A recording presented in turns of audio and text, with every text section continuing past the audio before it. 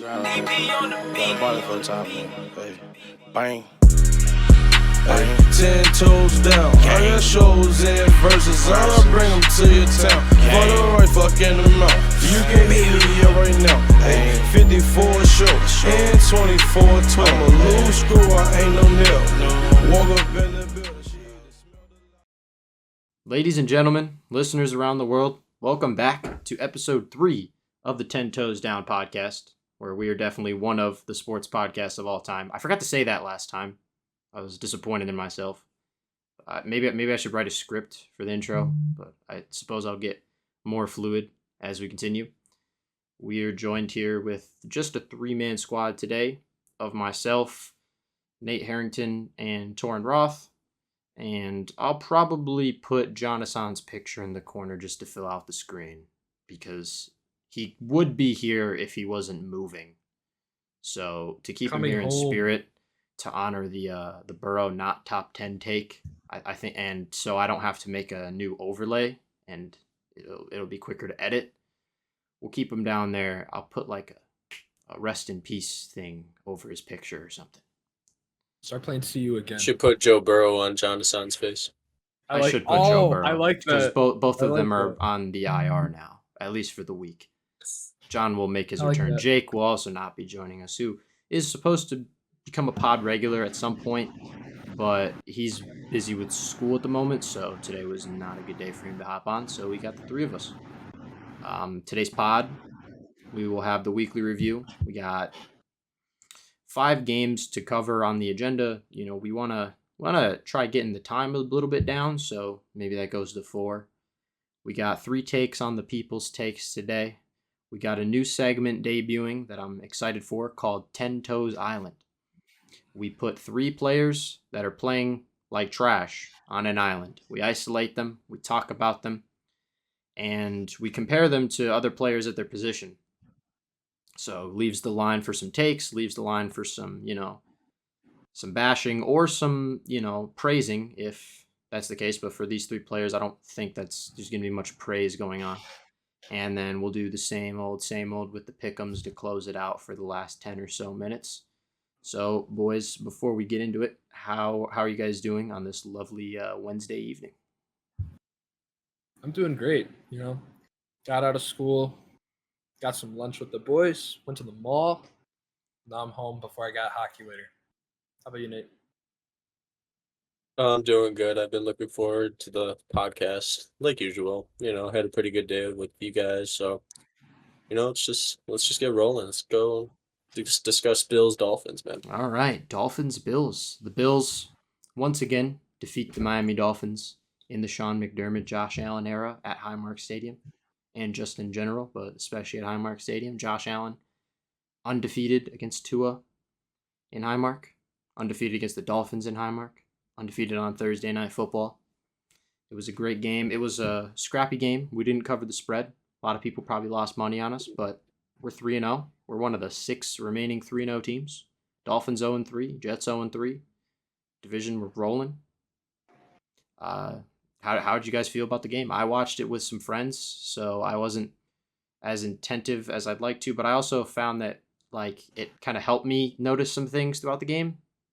But I felt like this was a pretty typical Dolphins-Bills matchup. Nothing really stood out much to where we have to spend a ridiculous amount of time on this game, but I'll kind of give whoever the floor wants to start. Defense played good. James Cook playing like a top 5 running back right now in the league.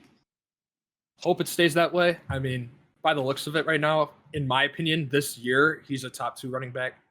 But, overall, I'd still say he's top 5. Josh had another good game.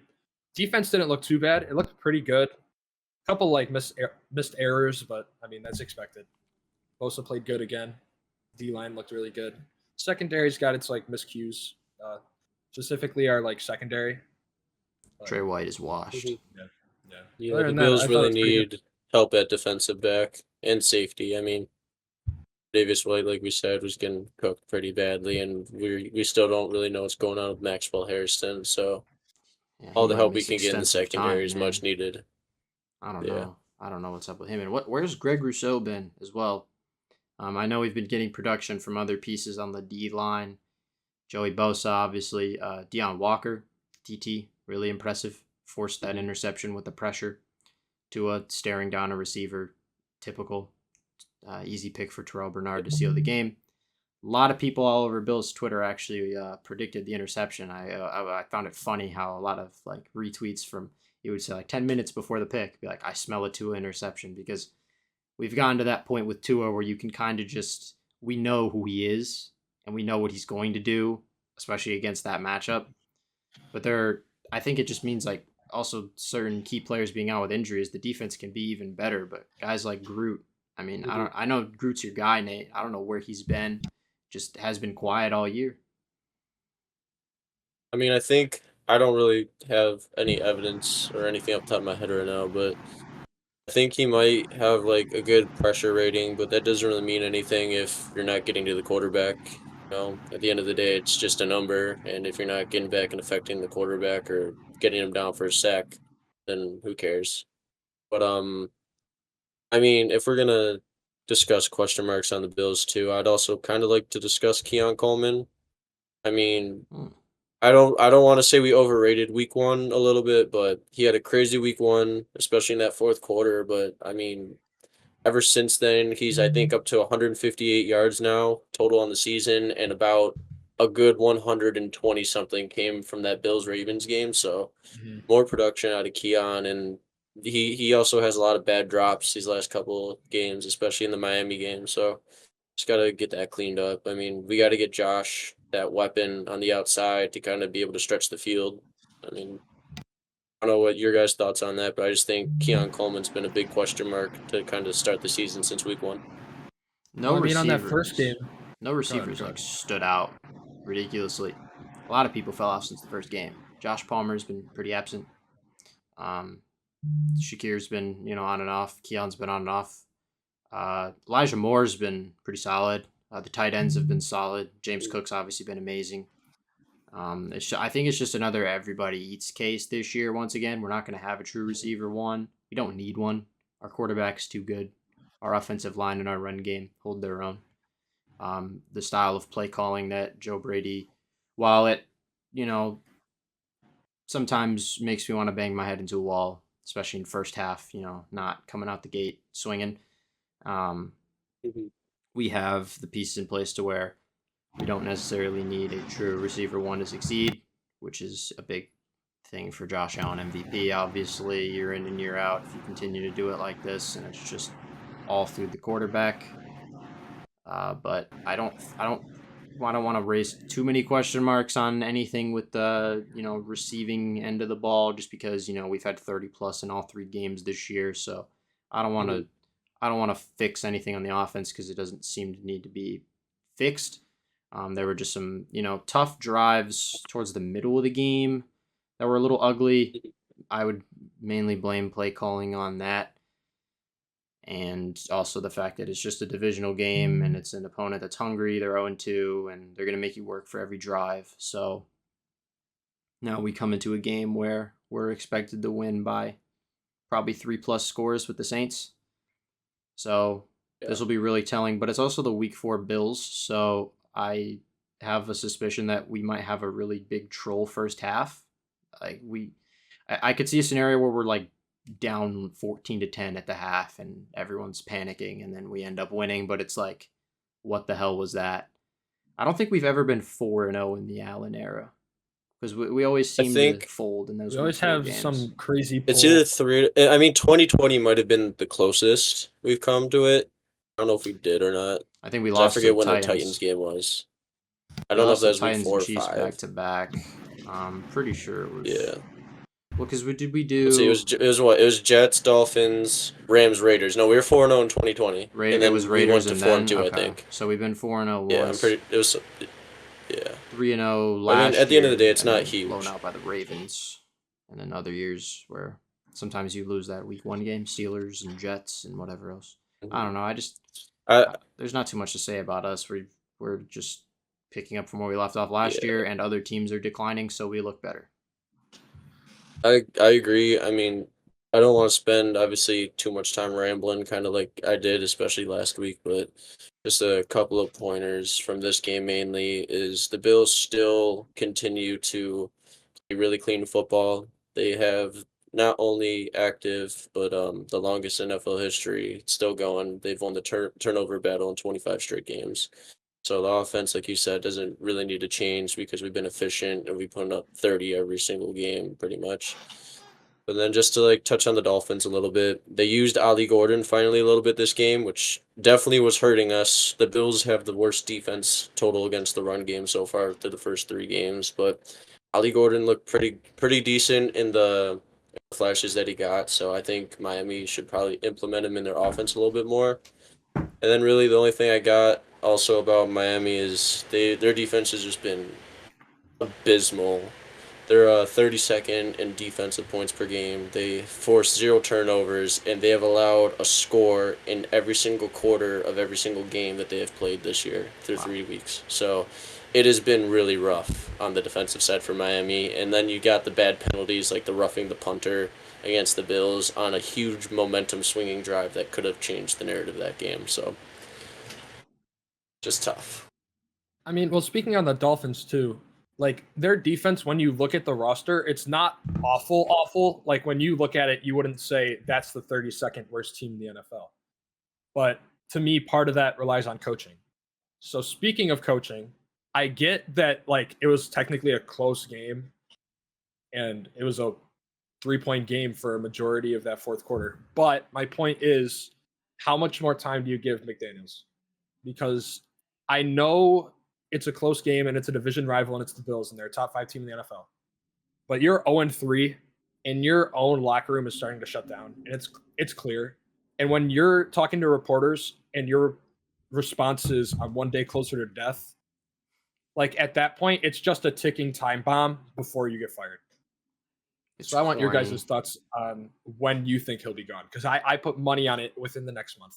It's corny. I mean, the reports 30 minutes before kickoff were like his job is safe regardless of the outcome today, because there was a lot of speculation that it's like if they weren't competitive in that game, which they were, so it didn't matter. But if we had, done what people thought we were going to do, he was going to get the boot that day.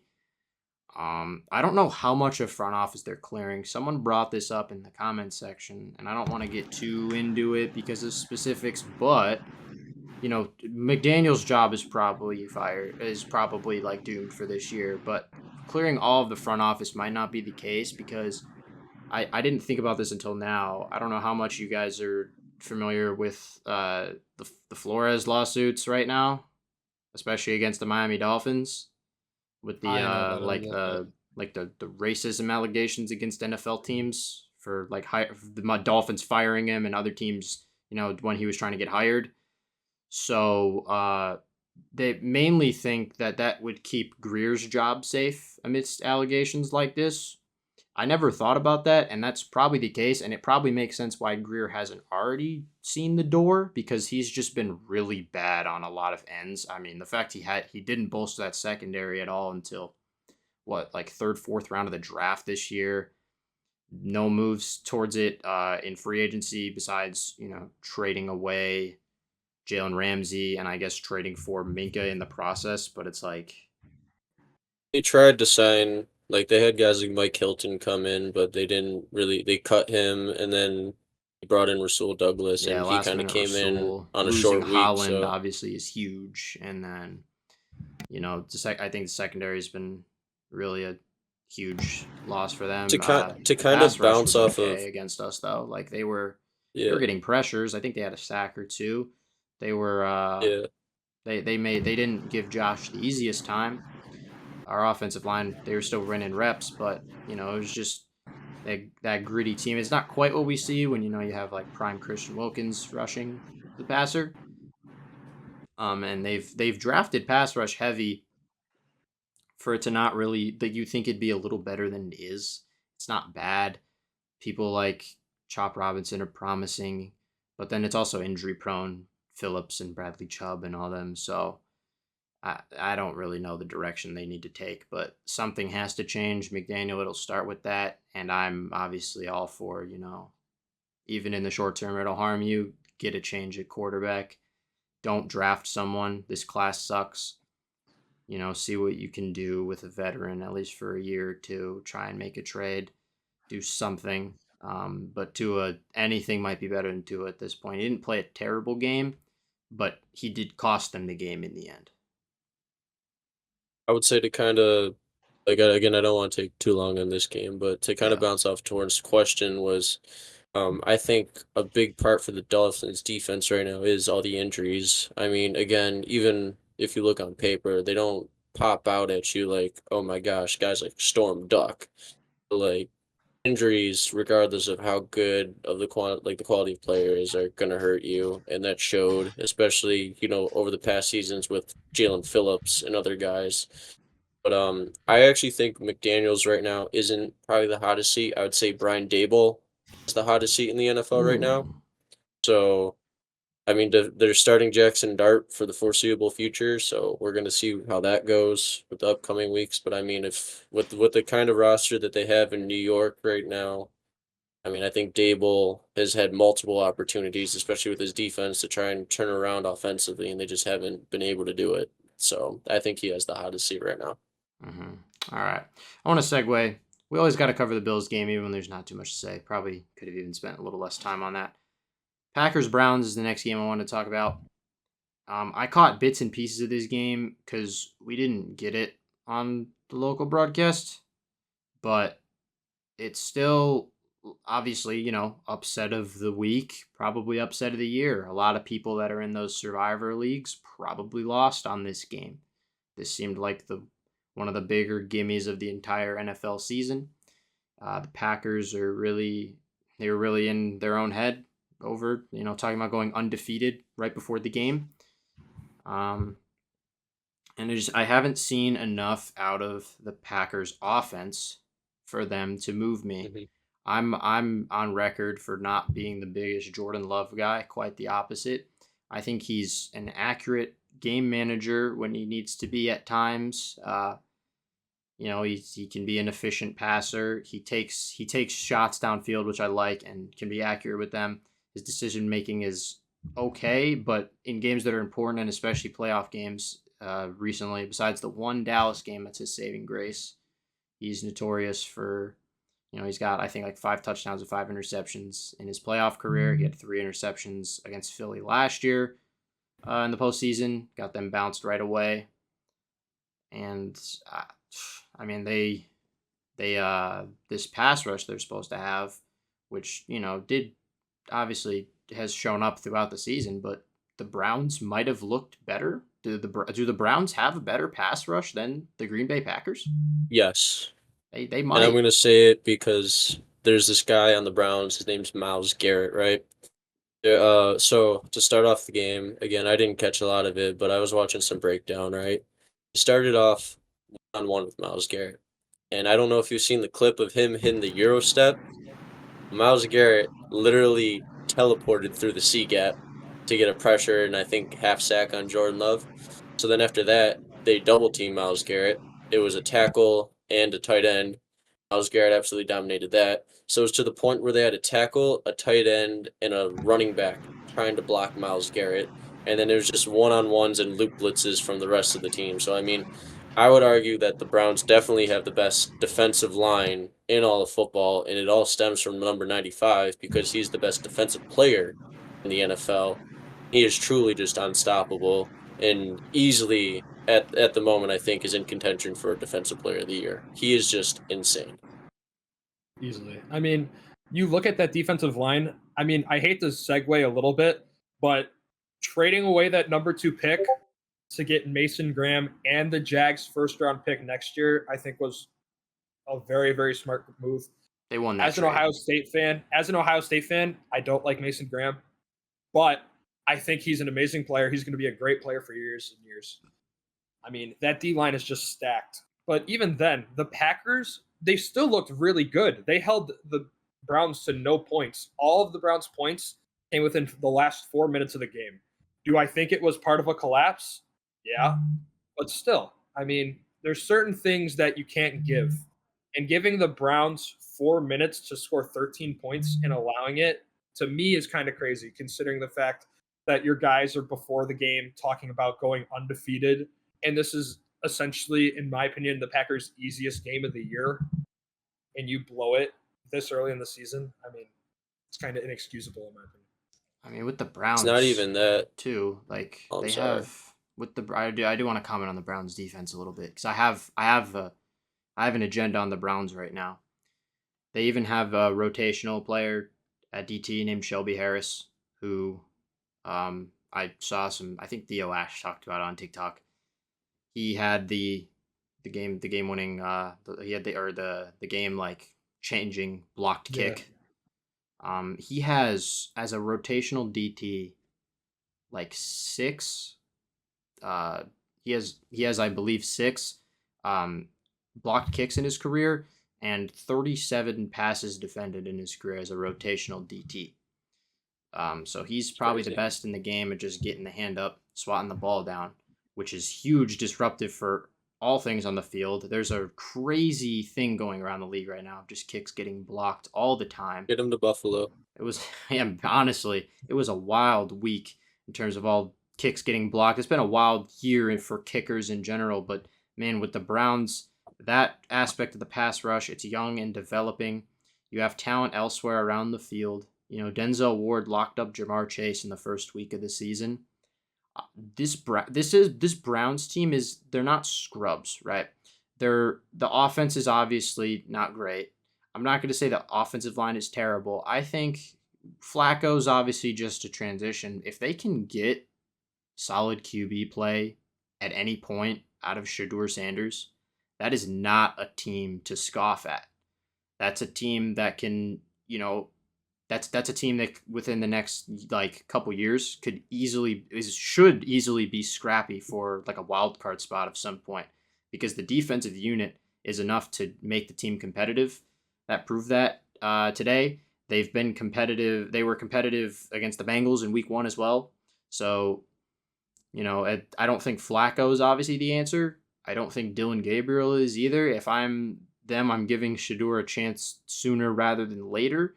And if they can get any form of decent QB play out of him, not saying that they will because I have my doubts about Shedeur, that's not a team that you can scoff at.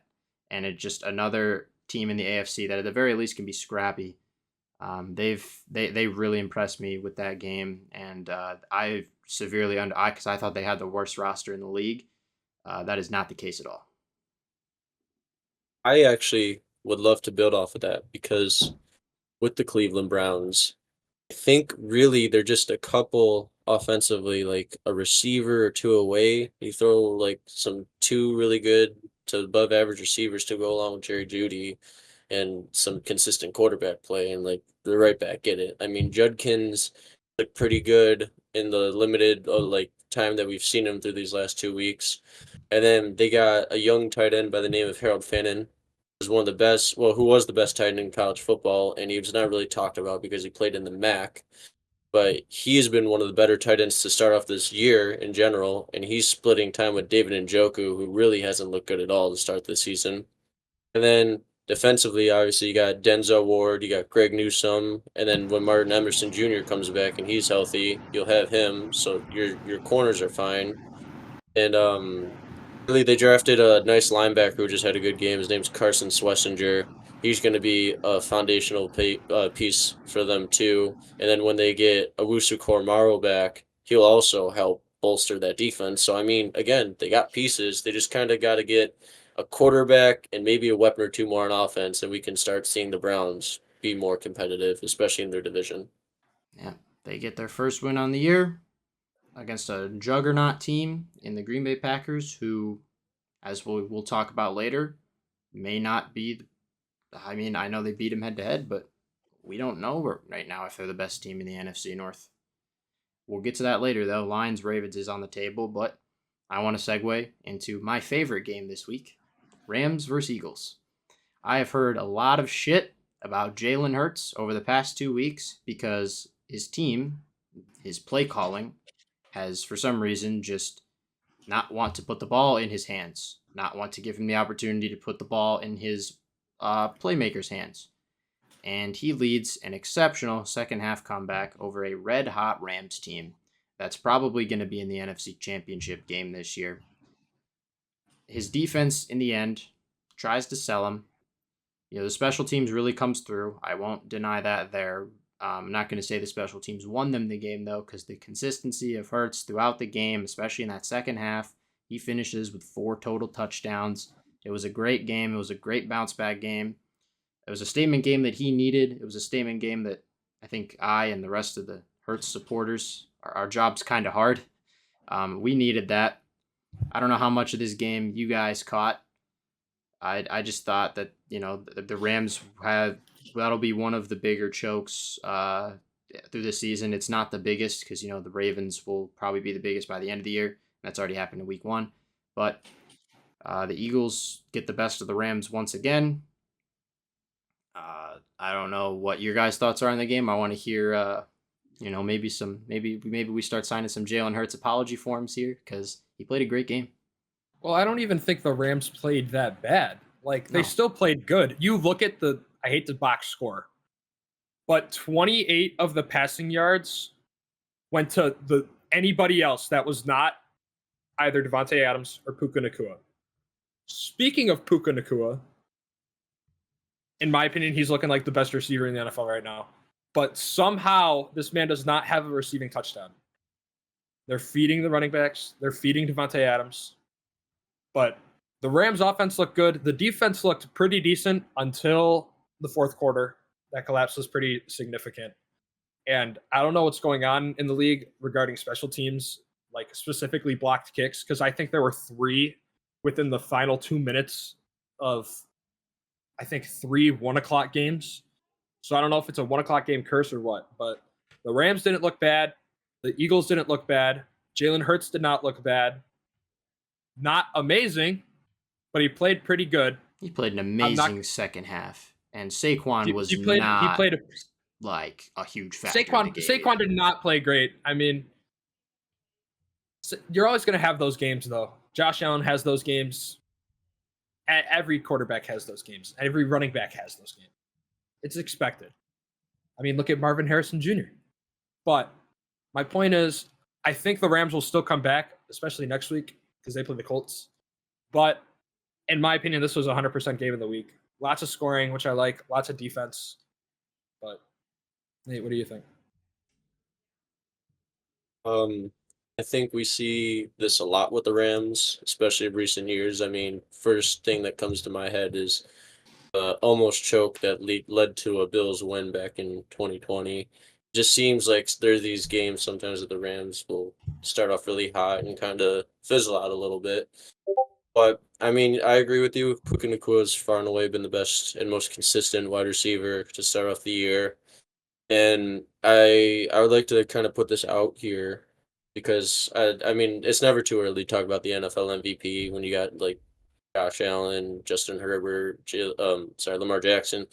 But I would also like to probably throw, Jalen Hurts in there. I think, especially the way the play calling's been, this is the most valuable I've seen Hurts in terms of playing quarterback. He's 77 yards away from being first on his team in rushing yards behind Saquon. He leads the team in rushing touchdowns. I know he just had his first couple passing touchdowns this year, but the guy's clutch and he wins games. I mean, say what you want about the block kick, and the Rams could have won the game, but that's a could have. Jalen Hurts went down, had the insane second half comeback. I mean, the guy just wins football games. He's clutch, and he shows up when he needs it, and that's all he has to do. And that's all you could ask for him to do. And that's really all I have on this game. I didn't get to see much of it, so. The Eagles' defense is just really spotty. I hear all these things about Hurts having this super team and whatever. The D-line has been great. Pass rush, Jalen Carter, disruptive. They're really young. It's a really young defense. Jordan Davis has been disruptive on both the pass rush and the special teams, obviously, but their secondary is just not off to a good start. They have, it doesn't help that we talked about this in week 1. Adoree Jackson is really bad. Certainly. They're probably going to end up just getting C.J. Gardner-Johnson back and fleecing the Texans. because there's just holes in the secondary that, with all this young talent and everything, aren't really explainable other than just, a slow start. Nobody's really been I don't want to terrible say lack of outside of Adoree experience, but Jackson. But yeah, I wouldn't say lack of experience either. They won a Super yeah. Bowl. They know they played amazing in that Super Bowl, so they know how to do it. Mhm. I guess just not having like a veteran like a Darius Slay or something, where like as good That as hurts for Quinyon sure. Mitchell was, like a guy like Slay is always going to help. And then in the middle, they got Zach Bond, but again, they got Jahad Campbell in there, and he's a rookie, and he's a really great athlete. But as a linebacker, you got to know what holes to hit, where to read. So it takes time a little bit. And I never thought Reed Blankenship was some insane safety or anything, but I mean he's serviceable clearly. But they like you said, they could really use like a guy like C.J. Gardner Johnson, and so could the Bills. But and they need to bring something into that secondary. They're just really young, and they don't. I guess if anything, it's more like a chemistry thing. They kind of just got to keep playing more together, like passing things off and communicating better. Yeah, and if anything, I mean, at the end of the day, they still just win games. Hurts has won like his last. I think counting playoffs, maybe like I forget where I saw the stat. Might have been at his last like 15 career starts or something, or if not more, if that includes postseason. They just win games.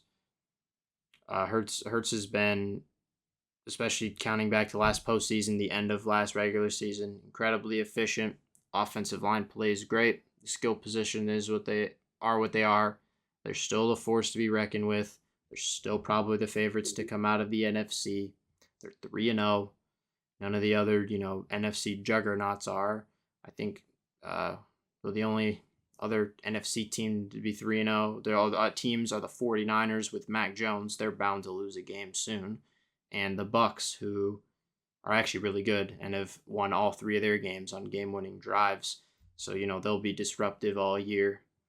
And the Bucs are a team who have actually gotten the best of Jalen Hurts twice in the playoffs in the last 5 years.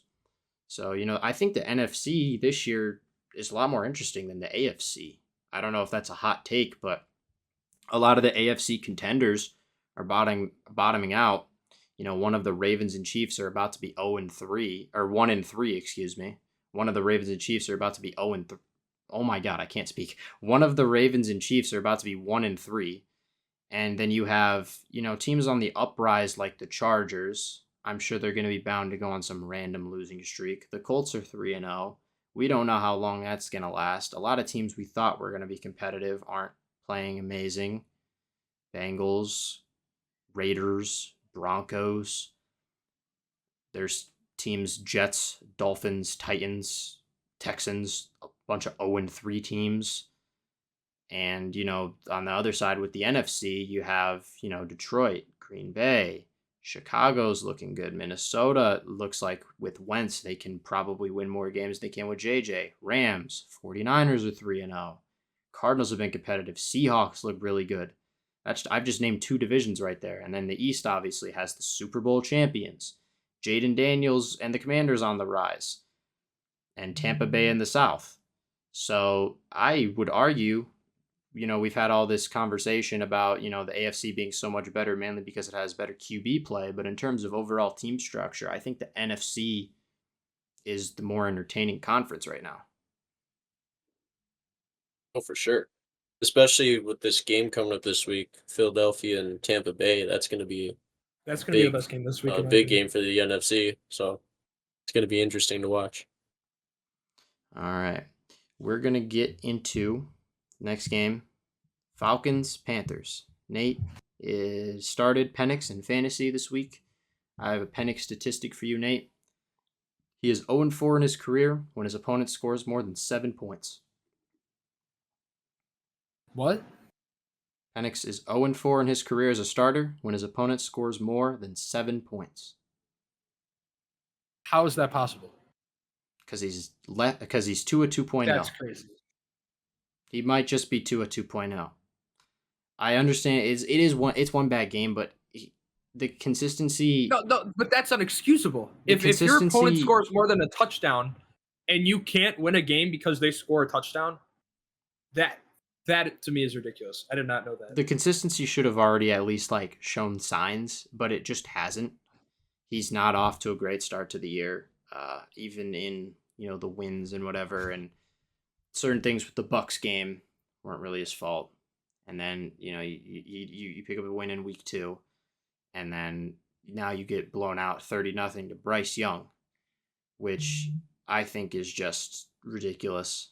And because Bryce Young's about on his last legs in the NFL. Did they really get blown out by Bryce Young though?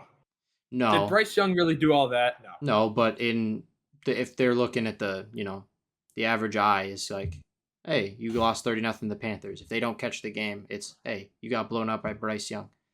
At the very least, maybe you did yourself a favor in the long run. Maybe that helps extend Bryce's job for longer than it should last, because I still think he's terrible. And it's only a matter of time before he gets his ass sat down on the bench for Andy Dalton. But as for Penix, you can't, there's too much skill position talent, especially Bijan. You can't waste when these running backs go on these stretches. You don't know how long they're going to last. A lot of running backs can tail off like this. A lot of running backs can get injured like this. You can't be wasting games like that when Bijan is playing like a top 3 running back in football. And, you have other skill talent around you. You have a young developing defense that, unfortunately, in this game looked really bad. And I gassed them up because they had a really good week 2. And even in week 1 kept things competitive against a really good offense. And, they're going to be good because they put a lot of draft capital this year into the defense. And over the past couple seasons have, been bringing in players, extending players around the defense to make it what it will be. And it will be a good unit. There's still holes to patch up, but it will be a good unit. But the offense for the Atlanta Falcons, I feel like we've been waiting for 3 years at least for them to just be this insane unit. And it looks like they're just going to win 7-8 games again and be extremely disappointing. And Penix, probably with the worst start of his career against maybe his easiest opponent. I mean, Carolina coming into this game was it's do or die for Bryce Young every week at this point. And they get a 30-0 victory.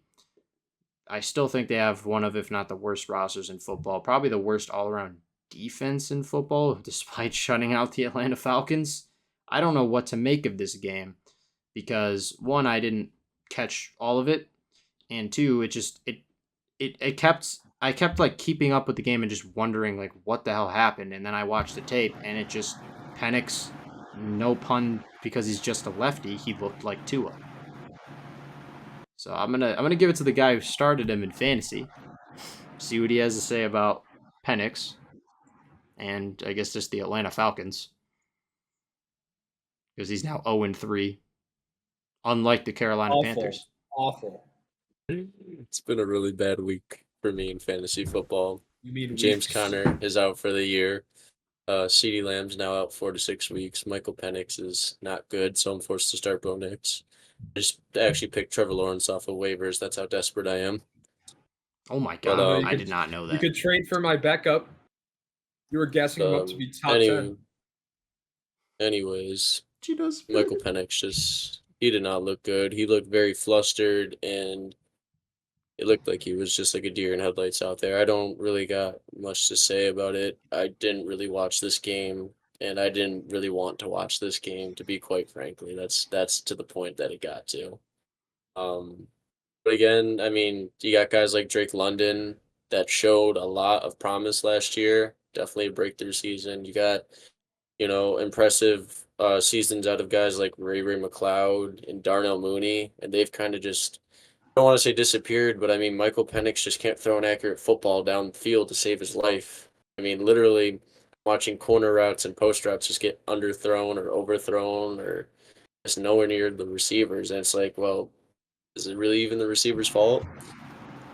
And again, you got a shifty offense with a big body receiver, and you got to try to unlock Kyle Pitts. You can't just run the ball with Bijan every single play and throw to him out the backfield. So they got a pretty decent offensive line in Atlanta too. I mean, I don't know. They got Chris. I think his name's Chris Lindstrom. He's one of the best guards. Yeah, he's one of the best guards in the NFL. makes Bijan's life a lot easier. So, I mean, might be Kirk Cousins' time. Get a pocket passer that is experienced and just see what happens. I know they said they weren't going to do it, but Yeah, if it's you want to try not and win yet. football games, They seemed maybe pretty okay, maybe insistent not that it yet, was, but yeah, they seemed pretty insistent that it's one bad game, and they basically said that Yeah. they gave Kirk Cousins a lot of two bad bad games games. before they brought him in. Yeah, I would say it's two So bad games. I don't think he looked good he against the hasn't had Vikings any either. good games this year, though. They just Yeah, blew out the Minnesota Vikings in primetime, so everyone was like, "Oh, but it was their just because, defense did. yeah, JJ McCarthy is worse than Penix," but it's not. But yeah, Like, it's a it learning goes curve for sure. But it goes like Bo Nix and Penix and then McCarthy, but they're all down here. Like, none of them and are like two of them are on my really fantasy team. good. And then, I'm still a bit iffy about Drake May, whether he goes down there a little bit more towards the middle, and then you got Caleb and Jaden at the top. That QB class through a year and a couple weeks, at least half of it is not aging very well, and I don't want to give up on Penix because I was high on him coming into the year, and I still want to be high on him.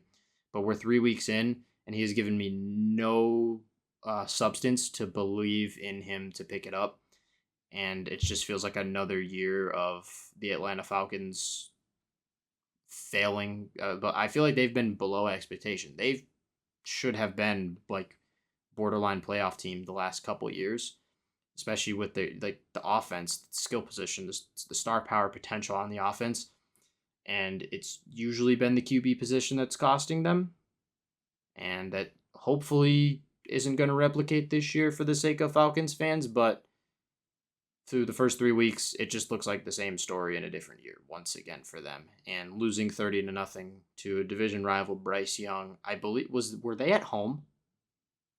Panthers were at home. Okay, well Panthers are then home. that makes it.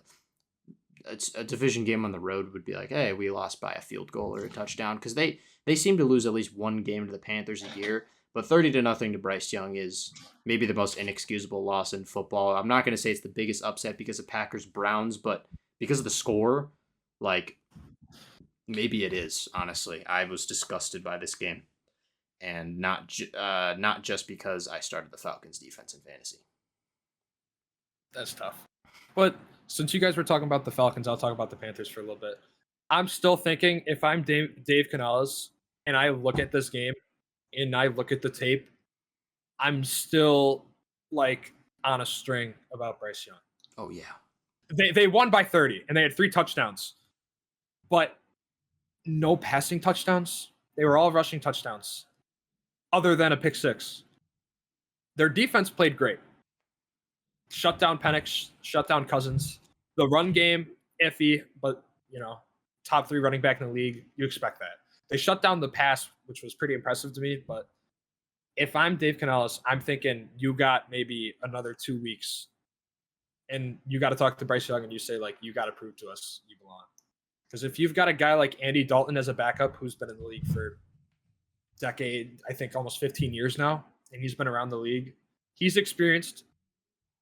I still don't know if you let Bryce Young keep going though, because if you're gonna keep giving him the ball and put up mediocre performances, there's just only so much you can take, and I think his lifeline's coming to an end soon.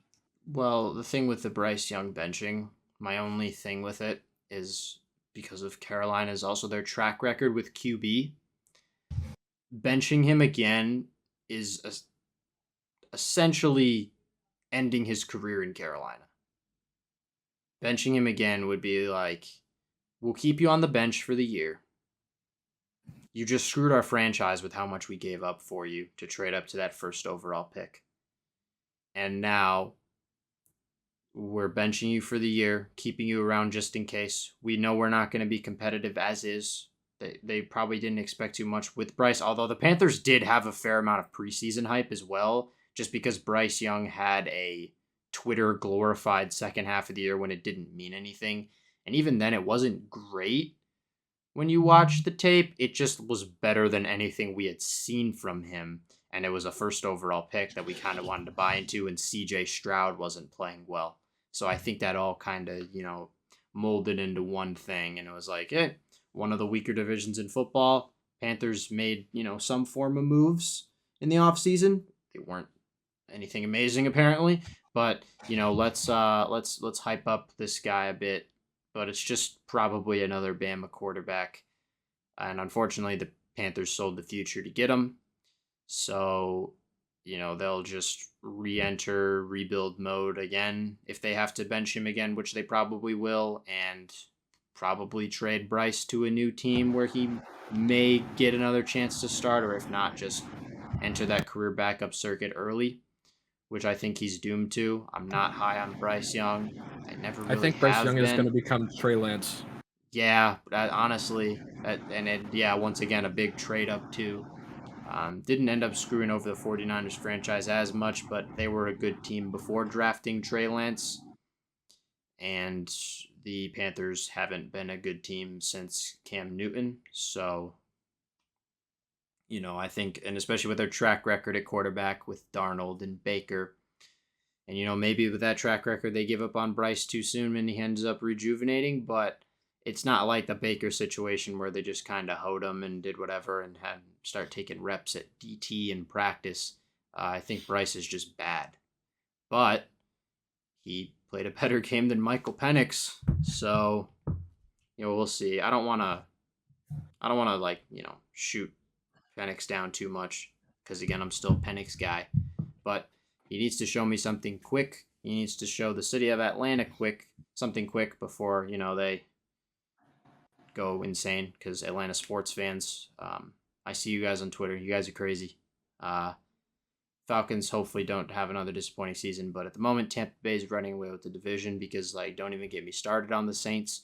We'll talk about them next week after the Bills hopefully take care of business. Anyway, let's move into maybe game of the week. I don't really know. This week's games were kind of all willy-nilly, but Lions, Ravens. This is where stat padding in fantasy comes in clutch. The Baltimore Ravens are 1-2, ladies and gentlemen, and they're playing the Kansas City Chiefs in Week 4. Lamar Jackson. I think they go 1-3. Did you take the Chiefs in the pick'ems? You didn't. I didn't, but I would like them to be 1-3. Nah, I actually want the Chiefs to be 1-3. But it'd be nice either way. It'd be nice. Yeah, that's true. Obviously, shoot the Chiefs down more because I'd prefer if it's the Chiefs because they're the more playoff deadly team regardless, just because we know who Lamar is. And speaking of Lamar, John is notorious. He's not here to defend this. John is notorious to come on this podcast and say that Lamar Jackson is the best scrambler in football. That's not the case at all. Lamar Jackson is the best running QB in terms of, rushing yards and volume things, but scrambling is also evading sacks. And I'm not going to sit here and say Lamar isn't elite. 7 sacks, man. Top 3 to 5 in evading sacks. Lamar leads the league this year in a stat called at-fault sacks, which is something QBs like Tua and Burrow are usually, I believe, pretty high in. Lamar leads the league in that through 3 games. And a lot of that comes just against Detroit because he was sacked once in Buffalo. And so until Lamar, especially in clutch situations, isn't, amazing at, evading sacks, especially the untimely ones. So in terms of being a overall pure scrambler, I don't think he's in this same tier as Allen and Mahomes. I think Mahomes is by far a better pure scrambler than Lamar Jackson. And I obviously think Josh Allen is because I think he's the best overall two-way QB in the game. But I think Lamar is still in a tier of his own, but it's just below. And he can share it with the other guys, but he's gotta sit in at the kiddie table in that tier if he wants to. I think he's not quite the pure scrambling talent that Allen and Mahomes is, and that's no knock on Lamar's game, but that was just one of the many problems that the Ravens offense had. Zay Flowers was absent. Derrick Henry fumbled again. The Ravens defense, despite all this star power, just isn't good. I don't know. They allow so many points. Yeah. So many points. On paper, their defense should be top 5, and it hasn't been that at all. The O-line hasn't wowed me. The tight ends are absent at this point. Mark Andrews, I don't know. And then, yeah, I'm a bitter Zay Flowers. I was fantasy dependent on him this week. He lost me the week. It's unfortunate. But the Lions' run game, I mean, you had what? Damn near 150 apiece from each running back, 2 touchdowns each for each of them. Montgomery freaking cooked, man. I think he had 12 carries for like 150 and 2 touchdowns. He had like a 72-yard run at one point. I was sitting there clock watching fantasy and saw like Lions 3rd and something deep in their own territory. And then the real app sends me a notification that David Montgomery just had like a 72-yard run. And I was like, oh, okay. Because I was facing Jared Goff, so I was like, well, at least he might not get many touchdowns. And I mean, you know, he didn't really need to. It was just the run game, Jahmyr Gibbs and David Montgomery outplaying Derrick Henry. Plain and simple. And the Lions' O-line was amazing because Penei Sewell is elite and should be a Cincinnati Bengal right now. But they took Jamar Chase. We talked about that last week, so I won't, get too much into that. But Lions have definitely bounced back from the Week 1 loss. Penei Sewell absolutely dominated Roquan Smith on Monday Night Football in front of everybody on national television. It was kind of sad. Roquan Smith was actually trying to avoid Penei Sewell a lot, and it didn't really work out for him. Penei was just moving him all around, and it opened up a lot of running lanes for guys like David Montgomery, especially on that 72-yard run. He kicked out Roquan Smith. But yeah, the Ravens defense looked absolutely abysmal again. I mean, I don't really know what's going on with them. They're not even really injured. I mean, if you value Jair Alexander that much, and he was getting torched by Keon Coleman. He's just washed. So, yeah. I mean, him and Marlon Humphrey's pretty bad now too in 25. I didn't think Roquan Smith has like taken a step back. Yeah, huge fall off. It started last year. And it's continued to carry over into this season, and it's really hurting the Ravens. Chicago. Like I'm also though, he had a really good first season with the Ravens, but I'm pretty sure he peaked in Chicago overall. They were without their best defensive lineman, Metabike, and I'm pretty sure Kyle Van Noy also missed this game, so that's a huge hit for them on the front line. But I mean, man, they got destroyed on the line of scrimmage. And to speak on the line of scrimmage from the offensive side, I'm with you. Lamar was definitely to blame for quite a few of those sacks that happened against him because he's so... I'm not going to come out I don't want to say he's concerned about his pass rating because obviously it's not what he's thinking of and everything. Man. He's so selfish. But he doesn't throw the ball away and he tries to pull it down. I mean, he's got to understand that you got to get rid of the ball and you got to survive to the next play. The Lions had, I don't know the exact number, so I have it as 7 to 8 sacks. But they had 30 pressures on Lamar Jackson in one football game. That's absurd, and they forced 1 turnover. So. I mean, we saw what a healthy Lions defense could look like, and it looks absolutely dangerous, especially when it's led by Aiden Hutchinson, who's one of the more premier pass rushers in the league when he's healthy. Them having healthy linebackers, too, because obviously towards the back end of last year, they lost Hutch early in the year against Dallas, and then their defense just started kind of to crumble around them. The only thing I would like to see improve from Detroit is Terrion Arnold.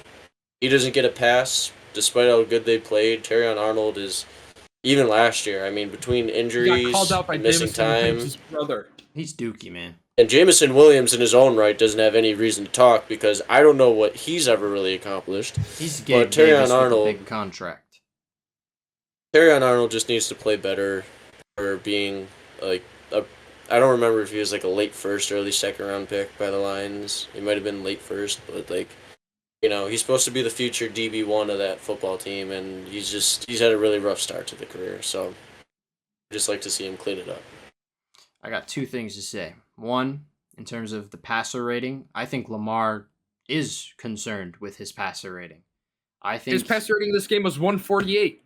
He got the stat pad again. He stat padded last week. The Ravens fans on our TikTok were telling me that, he stat pads while he's up because he chokes leads, so it's just them slamming the door. But he's throwing deep balls up 20 against Cleveland. And it's just and he's notorious for doing this in other situations in his career. And it's late in the 4th quarter and they're way up. and he's I'll not say getting this, benched, and though. he's still throwing the ball. I'll That's say- why I won. And Lamar then Jackson. they're down by a bunch, and he's still step back. I think Lamar. I didn't think about that, Nate, but maybe he is a little too concerned with his stats. Because Lamar is known as like the MVP guy. Maybe it is in his head because he doesn't have success anywhere else. I'll say he doesn't this, play though. well in the playoffs. He's so maybe he's selfish. maybe he is a regular season. Hold up. I didn't think of it that way. Hold but up. you I'll might say be this, right. though. I'm not trying to argue the whole thing about the stat pad, but I think it's a really hard argument to talk about stat padding this week, right? Because obviously we've seen games like Bills Ravens week 1, and that obviously wasn't going to happen this week when you look at the end of the game because of how much time there's left. But you got to look back at the previous Lions drive where David Montgomery selfishly scored a touchdown. He should not have done that. He should have went down, and they should have kneeled the clock out.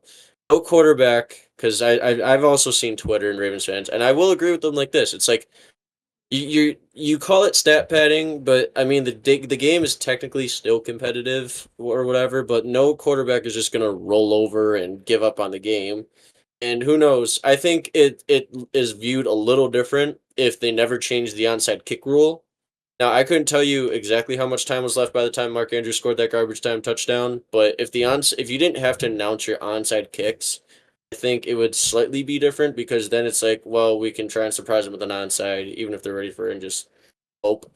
But like, I think it's a little bit of a tougher argument just because again, David Montgomery got selfish. There's still a little bit of time left to try and hope for a comeback, but that's just my take on it. I mean, I still think, obviously, garbage time numbers are garbage time numbers, but I think we wouldn't be sitting here arguing this if David Montgomery simply just went down, they don't score an extra touchdown, and they just win the game, kneeling it out inside the 5. It just gets to a point when it's the same QB all the time, just seems to be in favor of it. And you pick up on the tendencies, and you're just kind of like, I pick up on the patterns a little bit. I'm not gonna be fooled, and I understand. Yeah, in some situations it's appropriate, but let's not act like Lamar isn't prone to doing this all the time. And that's not throwing the ball away problem.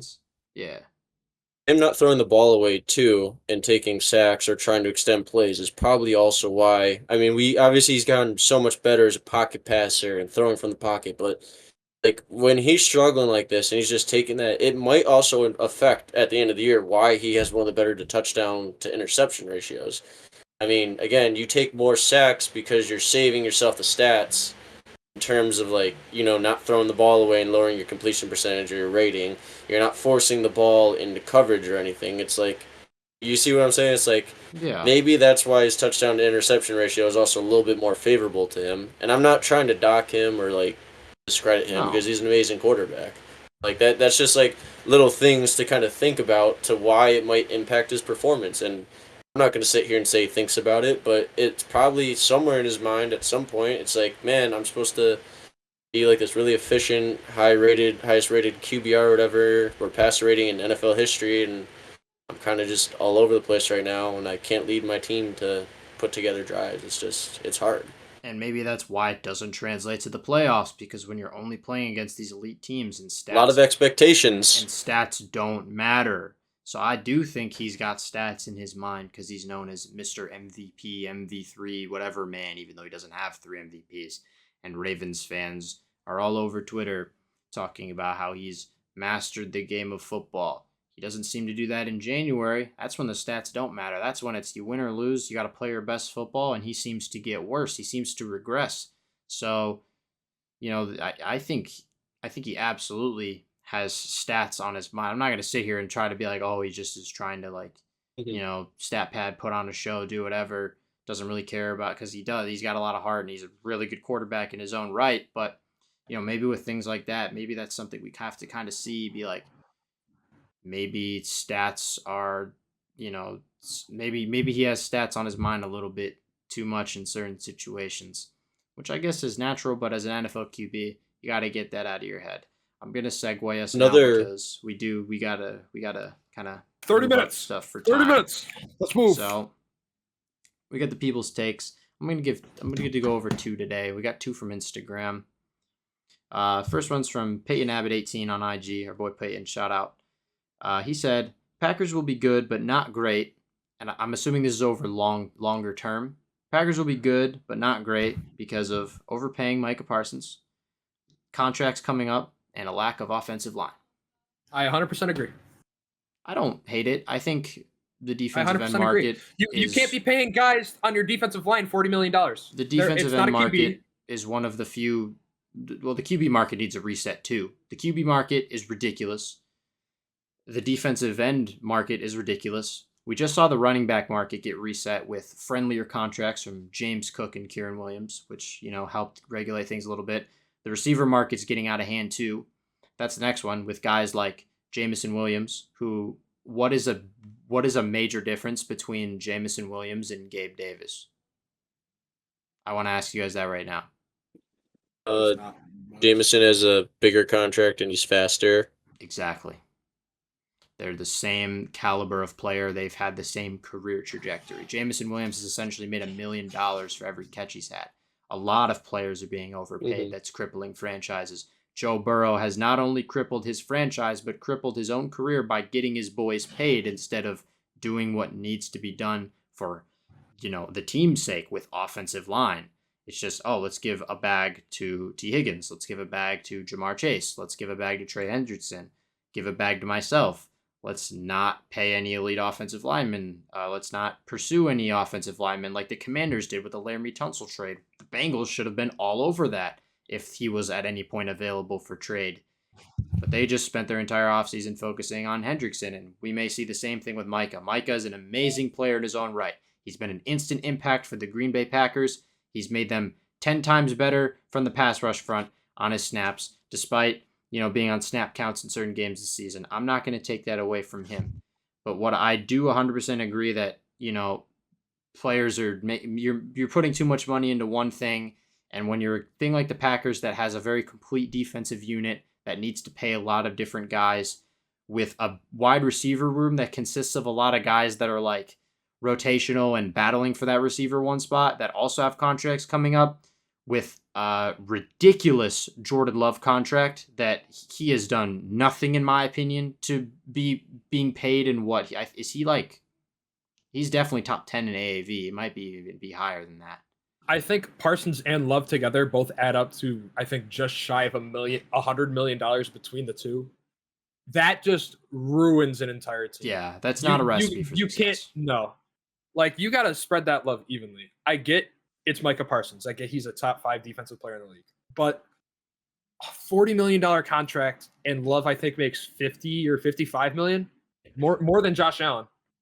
It's just awful. I 100% agree with that take because Jordan Love is tied second. Tied second in AAV. He's tied. So he's got 55 million. He's second along with Trevor Lawrence, Joe Burrow, and Josh Allen. All of them fall behind that. Yeah, that's insane. So that's a recipe for disaster, especially with what he added here with lack of O-line. I agree. I don't think they have 100%. Enough impact pieces around Love, and Love is not an impact piece himself. This isn't the 2000 Ravens. This is a different stage of the NFL as well. So with that in mind, and we just saw with the Cleveland Browns where the Packers, got a big thing of humble pie. I maybe long term, maybe this isn't the answer just because of other mistakes they had already made. It's not necessarily a ridiculous thing on Micah, but markets like QB and defensive end, they need a reset real fast. And I think they will, at least with QB, just because the incoming talent isn't good. A lot of these QBs that have contracts coming up aren't going to get paid very much. So maybe that'll help out. Defensive end, though, huge influx of talent. That's not going down anytime soon. Trey Hendrickson, after this year, he's just on a 1 year. He's gonna get paid again, probably not by the Bengals. It's gonna reset the market negatively, like higher, which is not what you need. So at least, it could have been worse if they hadn't paid him, more, but, maybe in the long run, and especially with Micah's issues with his back, maybe Jerry knew something we didn't. Who knows? We're going to get into our next take. Last thing on the people's takes here. I want to keep it a little shorter because I want to get into our newer segment. This is from my boy Joe Feta on IG. He says, the Giants are the best organization in the league at wasting talent. Which I Yes. best at being the worst at using their talent, I guess is what he means. Which, yeah, Saquon Barkley, apparently Daniel Jones, which I'm not gonna overreact Xavier on that. McKinney, Xavier McKinney, Leonard Williams. I mean, even back to OBJ. Could you, if peak OBJ was on a competent team, like if peak OBJ was He'd on still be a one of the good better receiver. offenses in the league, Injuries also hindered Odell, though. put peak That's true. OBJ on any form of competent team that swap him out with a receiver of his caliber, and they might be a better team than they were. Put him with Denver. Put him with I think Pittsburgh. Put him with Baltimore in that time I think period, mid 2010s, with the and they might win the Giants, Super Bowl. I think with the Giants is they've built a really, really good defense, right? I mean, there's no question. They got Dexter Lawrence, they got Thibodeau, they got Abdul Carter, they got Brian Burns, who hopefully isn't going to miss extensive time. I know he came back to the Chiefs game, but he was a little banged up. And then you got guys in the middle with Fabio Carrique, one of the best middle linebackers in all football. You got what's it called? You brought in Javon Holland to play safety, but they really just lack at corner, which is they could really use some help at CB, man. I don't know who number 22 is that's giving up these deep balls from Mahomes. They's just chucking up for 50 yards and getting pass interference calls for. Just unacceptable. It's inexcusable. And then I mean, you just look at the offense, man. They've had one of the worst offensive lines. You bring in you got a capable guy like Andrew Thomas, who's playing left tackle, but he himself has injury problems. You wasted a pick on Evan Neal, who is now transitioned to guard and is not even a starting lineman on that team. Terrible. You've had multiple quarterbacks since the retirement of Eli Manning, the big guy supposedly being Daniel Jones, and now it's Russell Wilson, and for the foreseeable future, Jackson Dart. And I think Dart. That good. I think Dart could be good. He's gonna need. It's not gonna be right away. He's gonna an offense like that. He's gonna be bad, man. Put him in. As soon as you put him in on an offense like that with that receiving core, it's gonna be awful. The receiving core isn't that bad. Yeah, but look at their offensive line. He's gonna get stuck. And he's gonna take a bunch of sacks. And the coaching and play calling isn't great either. And the defensive stars you just named, already people like Dexter Lawrence are getting flustered. All of them are going to leave the chance they get when they get a bag somewhere else. Russ was terrible. Danny Dimes was really bad for the Giants. Maybe it was his fault. Maybe it wasn't. They wasted Saquon Barkley. Malik Neighbors already has attitude issues. You used a first-round pick on Jackson Dart, which I think is just inexcusable. I don't think he's going to be a good QB in the NFL. I don't think he really ever showed anything that would be like, yeah, I'm worthy of a first-round pick. I don't think Jackson Dart should have went over Shedeur Sanders personally. That's my opinion on the whole thing. I'm not saying Shedeur should have won the first round either, but I think Shedeur is a better QB than Jackson Dart, and you used a first-round pick on him. I think that's inexcusable. What the Giants, they're stuck in this cycle. Daboll's about to lose his job. He's a quality coach. He can thrive somewhere else that has pieces. It's just the Giants organization doing what they've been doing for over the last decade, which I guess is, wasting talent. So with this take, I mean, they're going to continue to do that. Look at the pieces, though. I mean, they're about to lose those. I'm not going to say. I think though, whether you keep Dable, obviously they should probably move on for Dable, unless Jackson Dart just miraculously just becomes this transcendent elite talent off the rip, which he's not. He needs multiple game reps against starting quality NFL players to this isn't the preseason anymore, right? But I think you got a guy like Jackson Dart who regardless he has upside. He's a rookie that we haven't really seen play a lot. They have a bright spot in Cam Scatabo, who's not going to be an every down back, but I mean he plays gritty football with heart, and that's all you could really ask. You got great talent on the outside with Wan'Dale Robinson and Malik Neighbors. And then you got guys like Theo Johnson, where he's a really athletic tight end. If you can get him the ball, he can get you yards after catch. I mean, just clean up the offensive line and probably get a receiving back of some sort, because, I mean, I don't think they have Singletary or not anymore. And they do. What's his name? Tracy Jr. just got hurt. So I mean, there's holes, but it's not. I wouldn't say it's like where the Browns are. I think the Giants' fixes could be easily addressed to make them a contender, and then you're just wondering, oh well, is Jackson Dart going to be able to like play consistently enough to be that contender? The answer I is think they no. need to address their weakness. I think they can address their weaknesses, and I mean, until I get more of a sample size from Jackson Dart, I have nothing right now besides like just potential upside. I think he Well, could then, be at least an average quarterback and do a job. in my opinion, what's the point at that point of having Jameis Winston on your roster? You're just not using him. Yeah. What's the point? He's a third string quarterback. He could be, in my opinion, I hate to say this, he could realistically be a starter on some teams. I don't know why the Bengals. Jameis didn't Winston's go just after there him because he's right Jameis away. Winston. Yeah, but like, what's The the moment point? Burrow- He's He's there to sitting be a on the locker room bench on a guy. third- He can play. He's not even QB2. games. Russ is now He can QB2. play games. He's better than I most just don't get it. QB2s. I agree. He's gonna be He's an better than a amazing few backup starters. quarterback. He'd be a great He backup quarterback. definitely should be starting on a team right I'm now, but taking he's Then why just there is to he be a rotting quarterback as a guy. QB3 on the Giants? I'm I taking don't get Jameis it. over Spencer Rattler, Justin Fields, JJ Joe Flacco. McCarthy, Jake Browning, Joe Flacco. and Bryce Joe Young Flacco. right now. As they're Joe those, I Flacco. just named 5 current I go starters. Joe Flacco as well. The Bengals should have been on the phone with the Giants as soon as Burrow's MRI came back and they saw ligament damage. Even if he may not win the games, but he's still shown that he can at certain points. He's much Can better you than Jake imagine Browning. He will Jameis he Winston will with air it Jamar out, man. Chase He and will T. throw the deep Higgins? ball. I would have.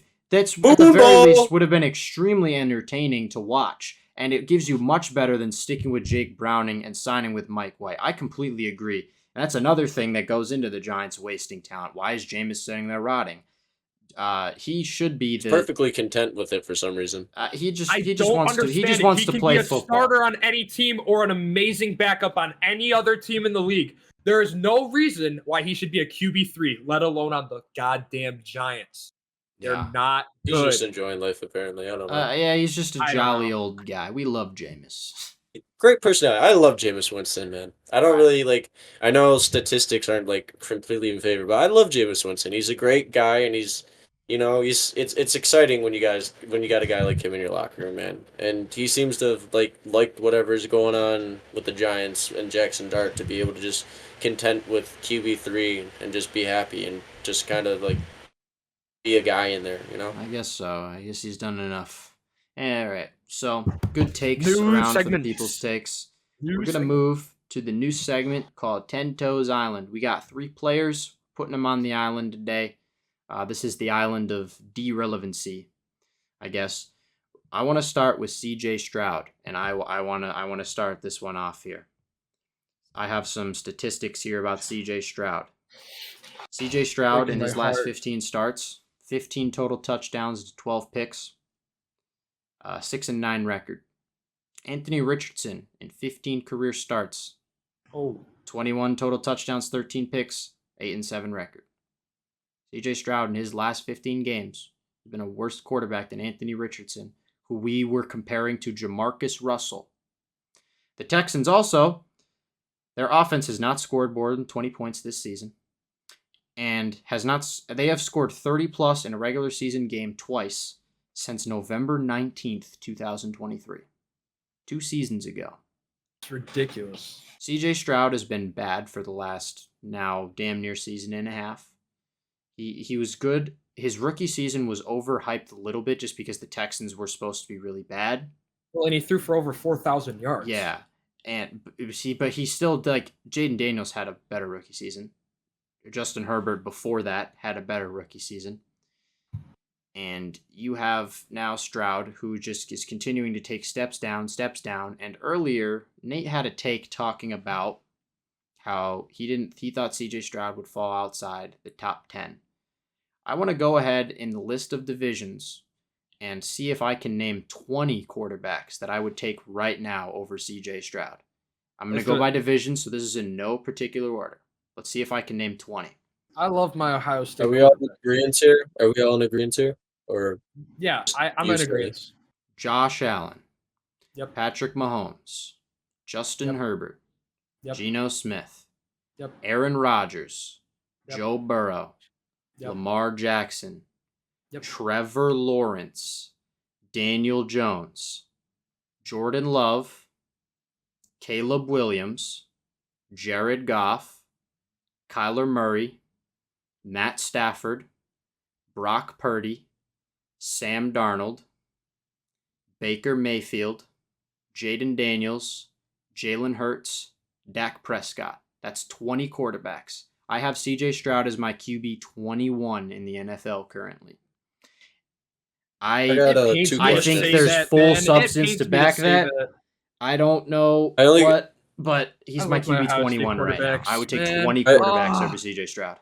I only got one question because I know earlier when in the morning when we went to the gym and we were talking about this, we were kind of battling about Trevor. And I've come to see like I can agree with Trevor. Mainly my thing with Trevor is he throws a lot of bad picks and he is one of the most inaccurate quarterbacks, but we've known this since the draft. He just throws really bad football.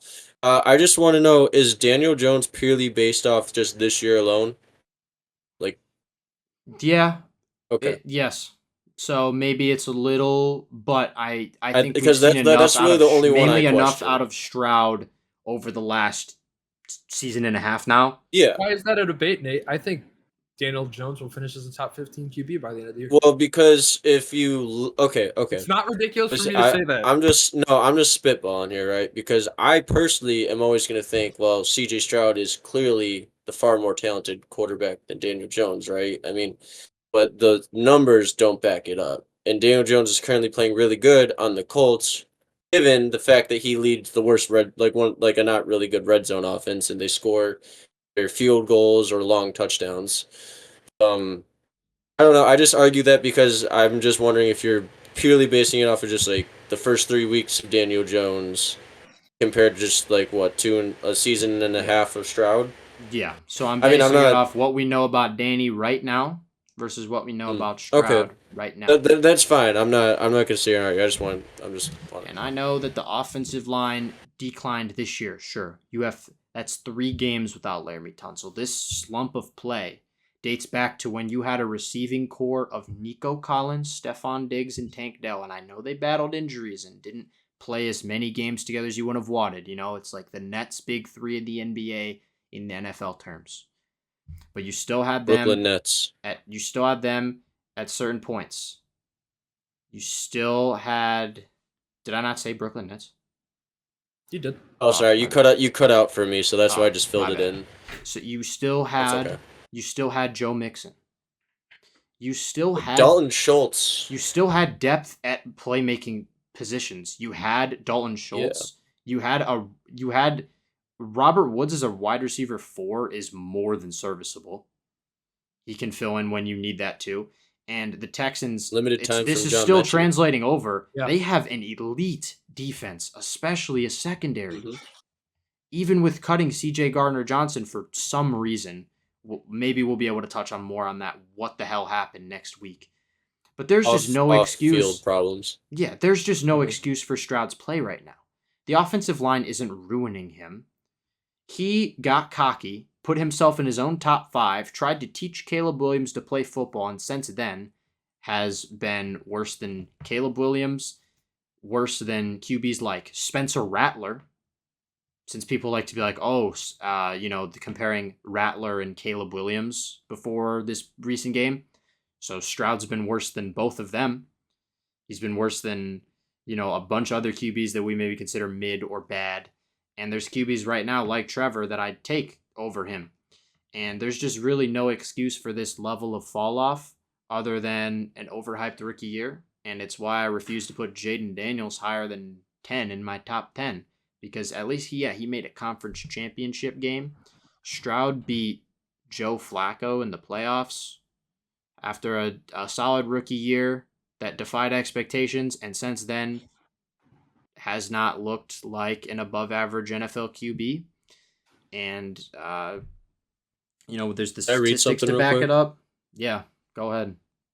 So I'm on the Fox Sports website right now because this is when I look at offenses and defenses and rankings and everything. They have a pretty nice list. So the Texans are the 4th worst total offense. They have let's see. They have the about the 5th or 6th worst passing offense in the league. They're also they're about slightly below average in terms of running the football. They sit at 23rd in terms of rushing offense. They average about seven. They're dead last. They're dead last in the NFL in scoring offense with 12.7 points per game. Points scored per average with 3 total touchdowns. And trust me, I saw this. I saw this because I was looking at this while I was in class. Right, the Houston Texans have a 0% red zone percentage touchdown rate through 3 weeks of the NFL season. That just unacceptable. 0%. You're not scoring the red zone at all with your offense. They also, on third down, they're worst in the league on third down with 24.2% being the conversion on third down. So, like you said, it is mainly on CJ Stroud. It is really, really bad in Houston. And also, like I mentioned to you earlier, obviously off pod, but they have an elite to above average defense in most categories. It's the offense that is really holding them back, and it all starts with CJ Stroud. He's played terrible, and the numbers that I just listed off, they back it up. They don't lie at all. I mean, what is Joe Mixon being on IR really doing right now? It's not going to change much. Nick Chubb's not playing horrible. Oh, they have no, another he's guy, having they have another promising player, I think Woody Marks. Number 27. Bad, but that just seems to be another Ohio State quarterback. I hate to say it, man, but Ohio State quarterbacks really do suck in the NFL. It's ridiculous. I love my OSU Buckeyes, but oh my God, they can't play for shit. Like, CJ Stroud's first year was amazing. And then sophomore slump, sure, you could say that. But when it's going into your third year, it's not a slump anymore. He's the worst he's ever been right now. Yeah. Those picks against Jacksonville were just ridiculous. Really bad. Well, they're bad throws. It's not even the receivers running bad routes. No, they're just misplaced terrible balls. They're throws. misplaced really, throws. really feeling for Nico Collins right now after like a pretty promising year last year, man. And that OSU it's QB, really ridiculous. That OSU QB agenda is going to get triple, quadrupled down if Will Howard ever gets a shot in Pittsburgh. Because that dude is going to be oh my God, Garbaggio too, if he ever even gets a shot. I know he was a lower round pick, so it's not like he'll get a shot probably. He won a national championship, so he'll get a shot at some point. We're gonna move. I'm only gonna do one more player for this, just for time, because the other one talk about Chase Brown. Yeah, that's where we're gonna talk about Chase Brown. Can we talk about how bad Chase Brown has been?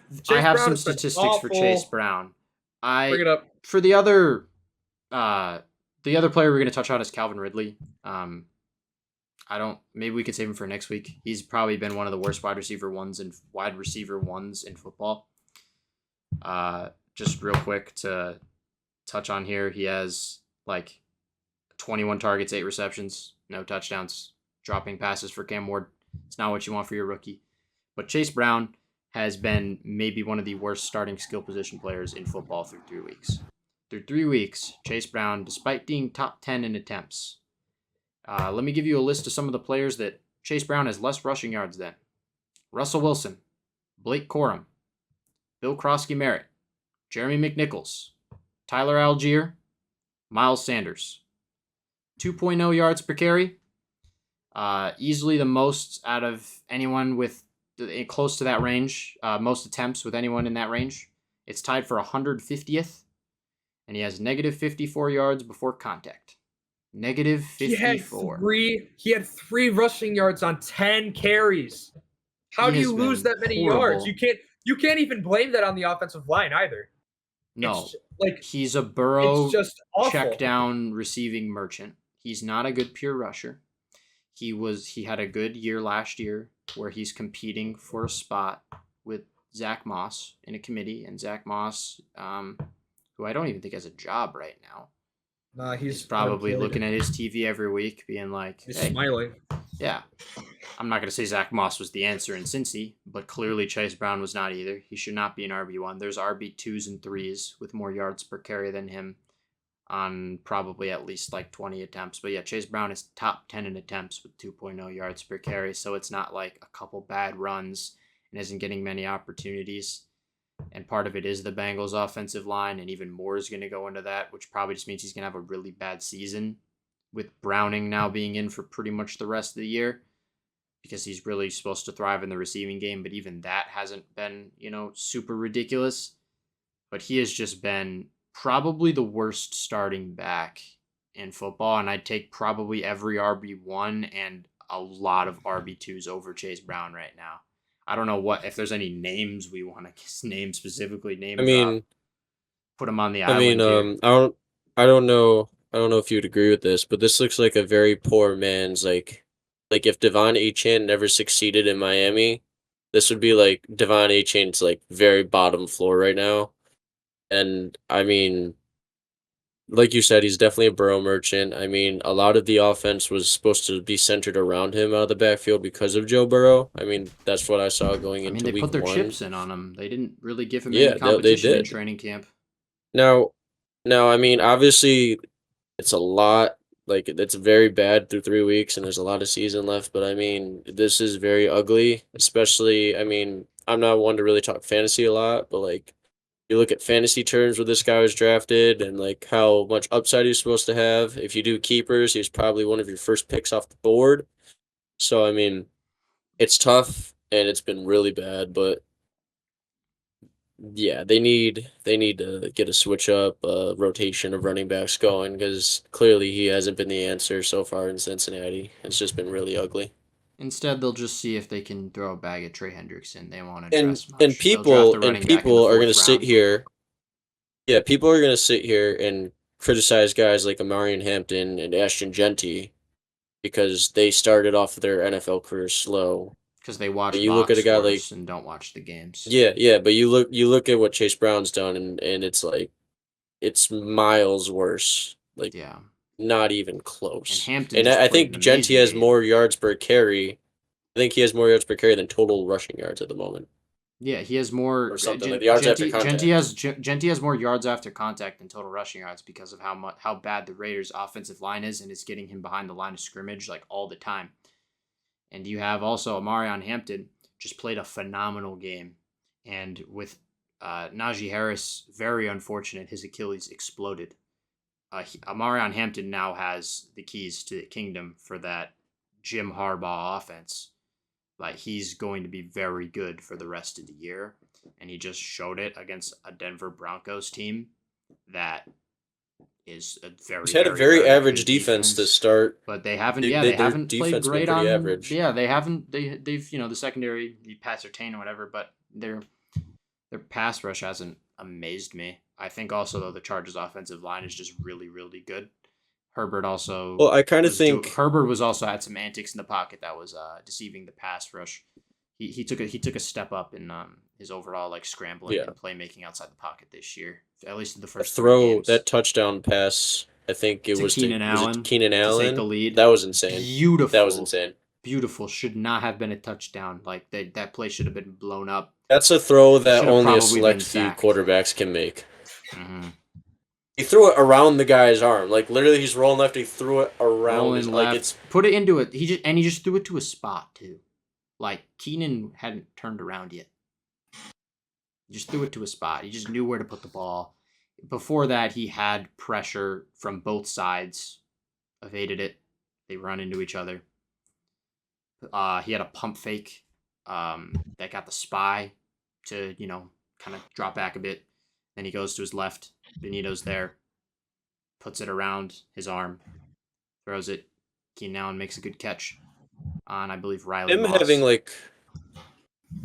is ganky and or lanky or whatever the word you want to use for it for when he runs, but him having somewhat of a threat with his legs is going to really help him this year, man. I mean, we could probably be looking at Justin Herbert at the way he's playing right now, his best season since his rookie year in terms of numbers. So he's leading the league in passing yards right now. So he's definitely in the MVP race. All right. So get to the pick'ems. Yeah. 2 minutes. That segment I think we can, bring back every so often. We won't do it every week. just because we want these players that play bad to kind of, it doesn't Keep it change going. too often. But pick'ems for week 3. Me and Torrin winning the week at 12-4. John 10-6. Yeah. Nate 9-7. Jake 7-9. We're only gonna go over our 3. Ooh. And we'll talk about anyone that has any differences. We all have the Seahawks on Thursday night. Torrin, I'm going to start with you. The international game, you were the only person to pick the Steelers. Yeah, I think that Carson Wentz game is a fluke. Really? I think it's a fluke. Do I think my mind could be changed? 100%.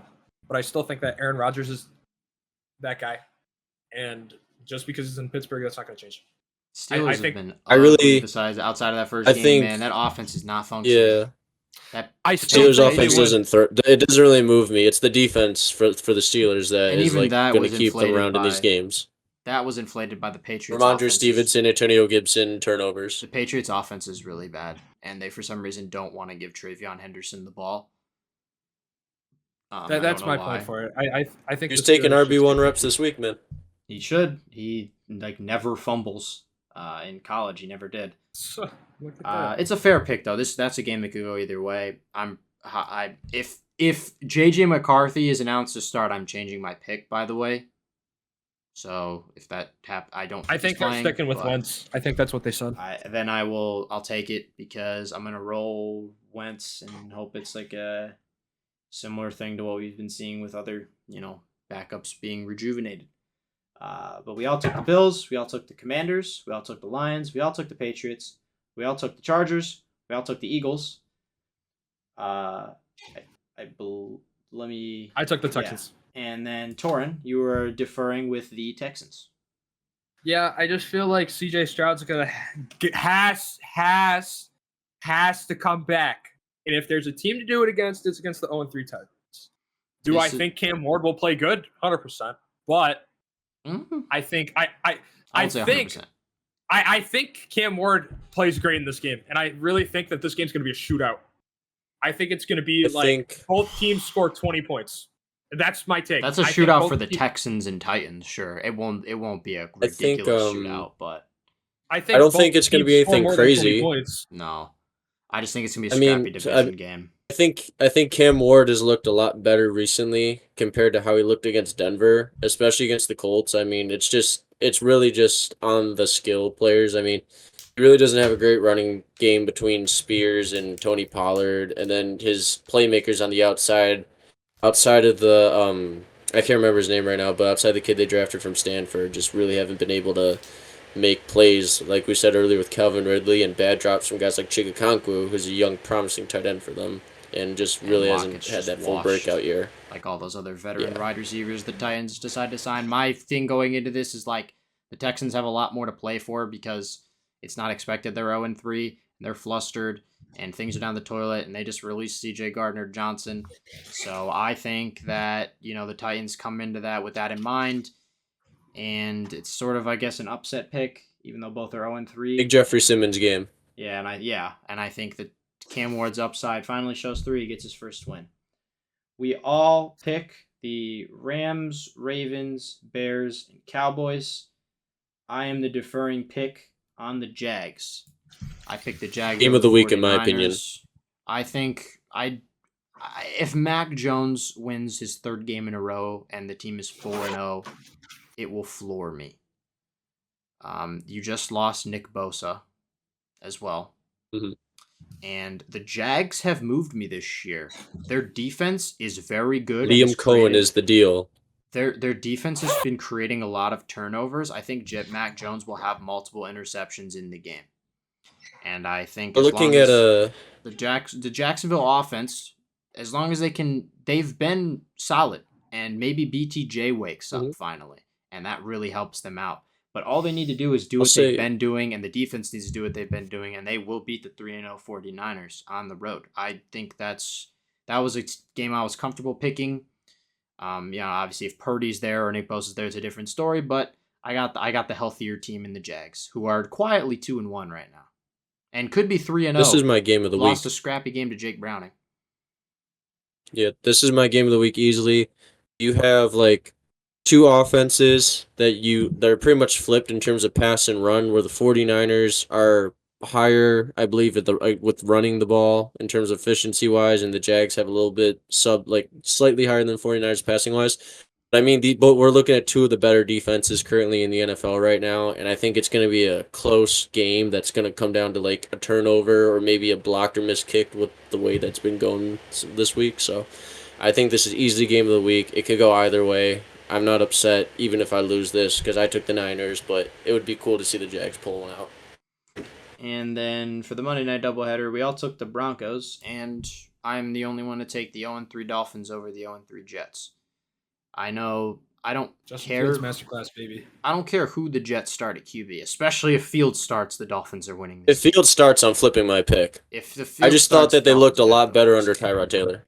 I am going into this assuming that the Dolphins just played very well against the Bills, especially compared to how the Jets did. And I know the Jets put up a scrappy game against the Bucs. Every team has this year. Like we said, the Bucs are 3-0 on 3-game winning drives. Because Baker's got that dog in him. He's doing it with his arms and his legs in clutch time. He's insane. He's been like a top 5 QB this season, damn near, in terms of just like overall play and getting you that win. But Tua is 6-0 against the Jets. I think the Jets are one of the worst teams in football. They're not as they're even worse than I thought they'd be. You know, going into this season, I had like 6-11, 5-12. Now we're talking 4-13, 3-14 for this team. They're really, really bad, and they're on the road against a division opponent. The Dolphins, 2 competitive games against division rivals in the last 2 weeks. This is the game for them to at least get into the win column. And I understand it's Tua in prime time, but he's still beaten the Jets in prime time on multiple occasions. I remember we all remember the Black Friday game specifically. Black Friday. The Javon Holland pick six on the ridiculous Hail Mary attempt. I got the Dolphins getting their first win. Again, it could go either way, and either way I don't care because both teams are terrible. But I'm hoping history repeats itself. But Tua also did just lose to the Patriots for the first time earlier in the year, so you never know. But especially if Fields is starting, I just got a feeling that the Dolphins finally at least get it together because they showed me they can be competent by holding in there with us. So the Jets haven't. If Fields starts, I'm 100% flipping my pick. Yeah, like no question. Fields is one of the worst starters in football, and he's one of the worst QBs at winning ever. He's like 0-24 when his opponent scores more than 21 points. Miami scored more than 21 points but I got 41. in their last 2 games against divisional opponent, or 21 or more in their last 2 games against divisional opponents. So I just think that I think that'll repeat. Tyrod showed me a little bit that he could kind of, especially towards the end of the Bills game, with the touchdown drive and all, and like throughout some pieces of the Bucs game, I mean, he is capable of taking the offense down and getting points, but where the Jets should have this game too is they have, I think, just as good of secondary as the Dolphins have skill positions. Like, I think like Sauce Gardner, I know he doesn't get a lot of picks and he hasn't played his best, but I think Sauce Gardner against like a Jalen Waddle or with the way that Tyreek Hill's been playing recently, I think he could easily win a matchup against one of those 2 wide receivers. Jets have a really gritty defense with their linebackers and interior, which has forced a lot of pressure even against teams like the Bucs. But where the Jets beat themselves is penalties. And in the first half of the Bucs game, there's a ton of penalties against the Jets, and even in the Bills games. And they're not just like traditional penalties; they're costly penalties. 3rd and longs, second and third downs. They just take really dumb penalties. So if they play a clean game of football, like you said, it could be a coin flip, and I could see a game where the Jets come out because, I don't know, maybe Breece Hall has a big game, and they run play action, and then they just play shutdown defense. I mean, who knows? Again, it's a coin flip. It could happen, but, I mean, that's kind of like my little thing with the Jets right there. Somewhat capable offense, but the defense really needs to play their best game. I think Miami's pass rush will eat against that Jets O-line, too. They'll finally have a complete game.